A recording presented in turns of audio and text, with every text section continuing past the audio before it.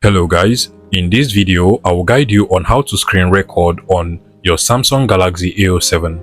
Now unfortunately, unlike other high-end Samsung Galaxy device, Samsung did not add the screen recording feature on the Samsung Galaxy A07. So if you want to screen record on your Samsung Galaxy A07, you would have to get a third-party app from the Google Play Store. So what you want to do is to head over to the Google Play Store, make sure you're connected to the internet, and then from the Google Play Store you want to go ahead and just search for screen recorder, and you should be able to find all of the screen recording app from over here.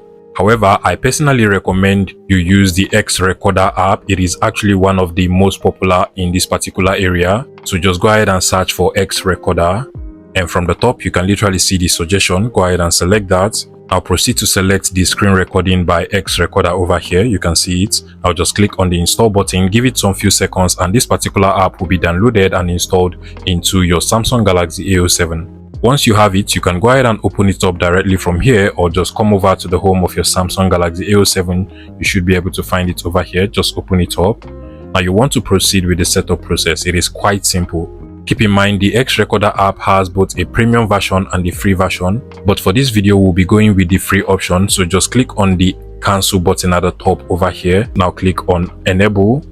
Look for the XRecorder app from the list of apps over here. Mine is literally over here. I'll go ahead and toggle it on. I'll go back to the setup process.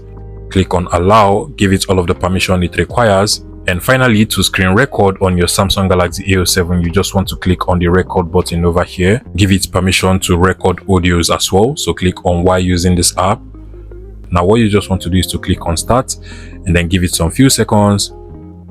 Just like so, we have now been able to screen record on our Samsung Galaxy A07. Once you're done screen recording, you can just go back to the XRecorder app. Just like so, you can cancel these ads and then just click on the stop button.